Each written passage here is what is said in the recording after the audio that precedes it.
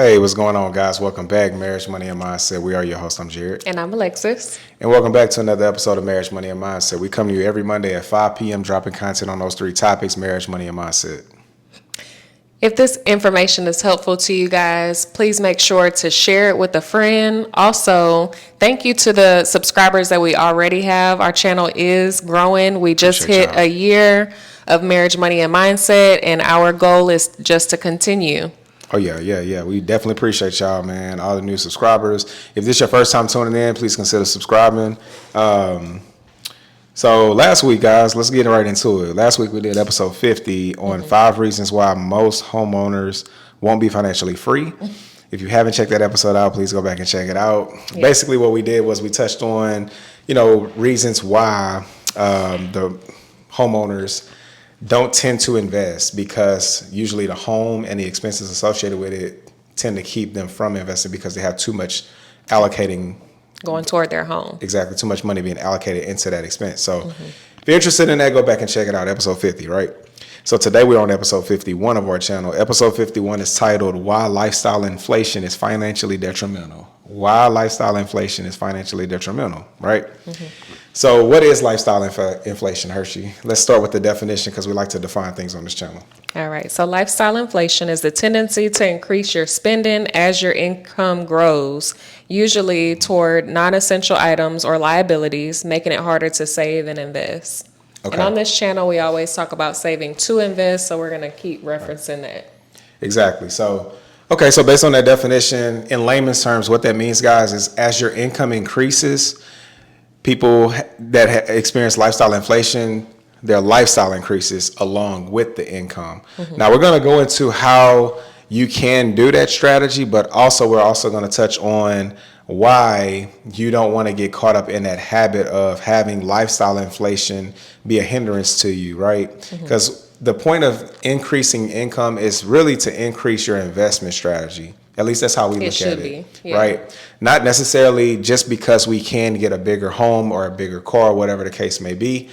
You don't necessarily have to go that route just because your income is going up. And that's the case with most individuals as their income increases, right? So lifestyle inflation, it can prevent you from investing because it reduces the amount of money available to save or invest. So we're going to dive into 5 reasons why lifestyle inflation can prevent you from investing, okay? So the first one being higher expenses, okay? All right, so when you upgrade your lifestyle, such as buying a more expensive car, moving into a bigger home, or dining out more frequently, your monthly expenses increase, right? So this leaves less disposable income for saving and investing, right? Yes. Okay, so let's talk about this real quick. So what we have back here on the easel, guys, is a monthly income pie chart, right? So we've talked about this on a previous episode, by the way. I believe it's managing finances in a marriage. So if you want a more deeper dive into the allocations, then you can go to the episode 3. Okay, so we're just going to touch on it briefly real quick. So as you can see, guys, this is a monthly income chart, kind of giving a picture of what your allocation should look like, right? Because 100% of your income, this is what this represents, right? This is 100% of your income being allocated. So we have so much going to taxes, so much going to housing, giving, savings, food, investing, and discretionary, right? The problem with most individuals is they have too much allocation going here, which is housing and utilities. Basically, episode 50, what we discussed, right? Yes. So when you have too much going here, guys, you may not even have money going here. You may not even have money going here, investing and saving, because all of it's being eaten away by housing and utilities, right? So the idea, guys, is to have a pretty, balanced allocation to how you allocate your funds as it comes in on a monthly basis, which will equate to the annual basis, right? But first of all, everybody's numbers are going to look different. Like your allocation may look different. However, you still should be focusing on investing. You should be focused on your taxes. As you guys can see, that's the largest expense. Followed by your housing and utilities is usually the next largest. But your investing needs to be on that chart. A lot of people's it's not. Yeah, exactly. That's what's crazy. Like, you're paying everybody but yourself. Exactly. And we're only putting 10% up there. We don't even invest. This is the bare minimum what most financial experts recommend. By the way, we're not financial advisors. Right. But on average, this is what they recommend, 10%. We are doing way more than 10%. Again, we sacrifice in other areas in order to do it, guys. So that's the whole point as well, too. So just know that one reason that can prevent you from being able to invest and save due to lifestyle inflation is higher expenses, right? So as your income increases, expenses could go up too. If you don't, and we're going to touch on that here a little bit in the next chart, I believe. So go ahead and talk to them about the second reason, babe. All right. So the second reason why lifestyle inflation holds you back from investing is reduced savings rate. Yep. So if you spend more as you earn more, your savings rate remains the same or it decreases. So a lot of times as you start making more money, and you're spending more money, you have less money or the same amount of money to save or set aside.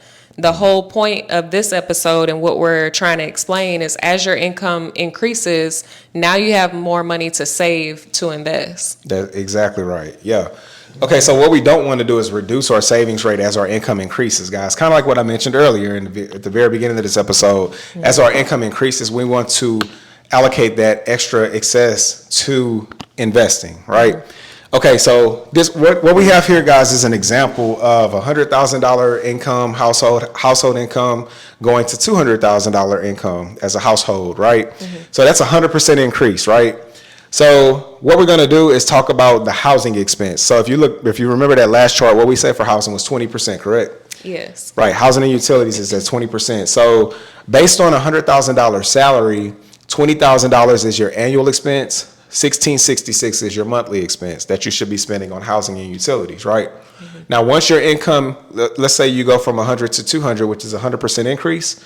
Well, technically, yeah, you could increase your home. You could go to 40K a year, which is the same 20% at $33 a month, which is your this is a 1667 difference, right?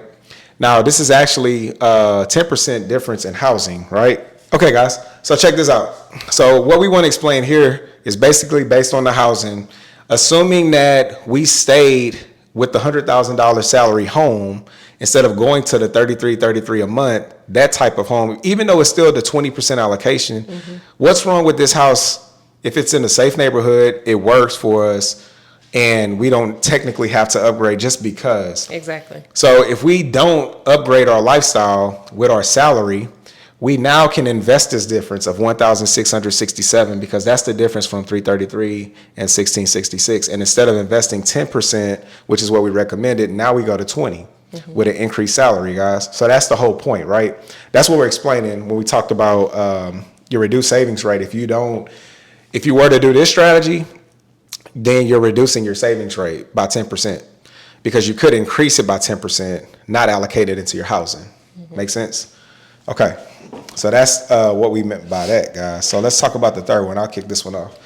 Okay, guys, so missed investment opportunities. So by not setting aside money for investments, you miss out on the potential for compound growth. Investments, especially over the long term, can grow significantly and provide a source of passive income, right? Okay, so guys, you want to make sure you're investing in your early days in life because these are opportunities that are probably not going to come by later in life. Like, you want to take advantage of the opportunities that are present today while you're here, right? Exactly. We're never going to get these rates again. Well, yeah, I mean, rates, the price of, certain investments today. That's what we're going to talk about right now. So when you look at Apple, let's just take, by the way, we're not telling you to invest in Apple when we show you this. We're just showing you a particular stock, right? An example. And by the way, we do have exposure to Apple, right? Okay, guys, so look, if we look at Apple over the last 5 years, that's what this chart, this is actually like a chart. If you go on Google, matter of fact, we're going to pop it up right now. So if you look on your screen, guys, you'll see a 5-year chart, the performance of Apple stock. And as you can see on your screen, back in September 6th of 2019, the share price was trading at $53.32, right? And we just went ahead and went all the way to July 12th of 2024 for this scenario. You can see the share price is trading at $230.54 a share, right? Okay, so same company, but 5 years later. Exactly, guys. Now, of course, investing, you're going to dollar cost average, right? You're not going to probably go 100% all in right here, but you're going to be buying, along the way over a 5-year span. Maybe you buy the dip, maybe you buy the highs, maybe you buy the lows, but you're investing over this time frame. Now, what you allocate to your investment strategy is completely up to you. Back to at least 10% is what we recommend, or what books recommend. Right. We recommend as much as you can. Yes. Okay, but check this out. So what I wanted to show you is this is a 332% return, right? I don't have the annual. I mean, what you would do is just take that number divided by 5. That will give you the annual. But the point is this. So let's just assume someone says, in 5 years' time, once I pay off XYZ or reduce XYZ, then I'll invest. Well, guys, if Apple was the investment that you decided that you wanted to invest in 5 years later, you've missed out on 332% in returns, and you're now paying a premium for the same shares, right? Because the share didn't change. It's still the same share. It's just at a premium now, right? Yeah. So it's just something, it's just food for thought. We talk about, like I said, missed opportunities. This is just an example with a stock, right? Okay, so let's talk about the fourth reason why lifestyle inflation is financially detrimental. I'll let you talk about it. So that fourth reason is financial security. So whenever you increase your lifestyle costs, it can lead to living paycheck to paycheck. So even with the higher income, some people find themselves still living paycheck to paycheck, basically. Their expenses caught up with their income. So this reduces your financial security and flexibility, making it harder to handle emergencies or take advantage of investment opportunities. Right.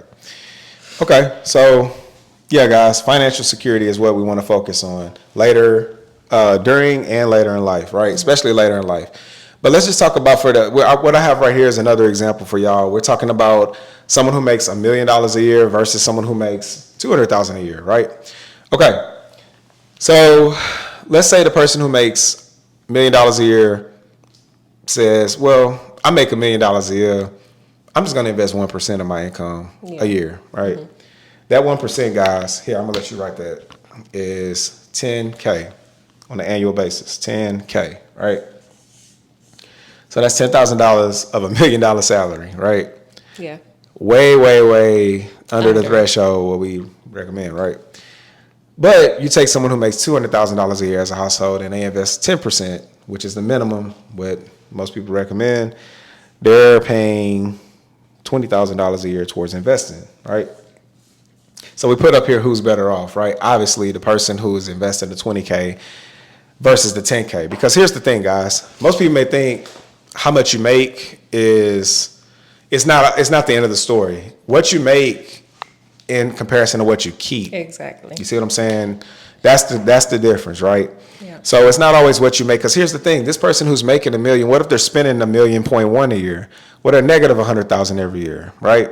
Towards this person, if they go with that chart, that allocation chart, yeah, they're not making as much today, but they're allocating way more dollars and percent wise to investing, and their investments, depending on what they invested in, could yield them a higher return later in life, way more in comparison than a $10,000 annual return. No, a $10,000 annual investment. That's what that represents. Yeah. That's an annual investment, not a return. But anyway, what I'm saying is, guys, you want to focus on being financially secure later in life, especially, right? You have to invest as much as possible. That's what we keep stressing, by the way. I don't know if y'all picked up on that. But just because what you make annually from a job, and here's another thing: what if that job goes away? Now that $1 million a year lifestyle is gone.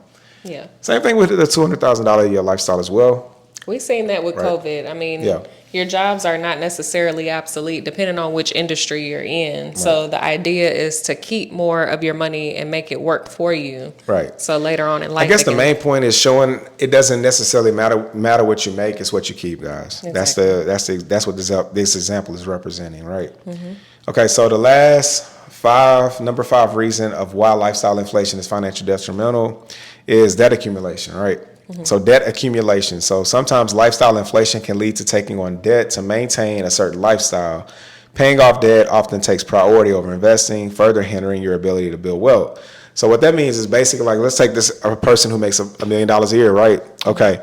So they're probably not paying cash for everything. They're probably still financing things, right? Their home, their car, but a lot more lavish of a home, a lot more lavish of a car than what this person could afford, right? Right. So, but the point is this: you find yourself financing things that you're paying high interest on, and that's also robbing you from being able to invest as well, right? Because what you're paying in interest, that's money that you could be investing. Had you not had the finance, you wouldn't have the interest, right? You would be earning interest, not paying interest. So that's kind of what that debt accumulation is representing. You want to try to eliminate you want to try to eliminate financing things unnecessarily that has a high interest attached to it, that's robbing you from being able to invest, right? And then of course that hinders you from being able to invest. Anything else you want to add to that?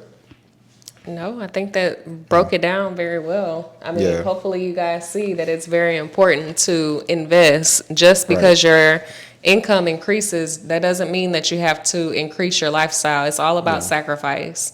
Yeah, man. I mean, that's something that for myself, especially, like, cause think about it, guys. Let's just talk about real life.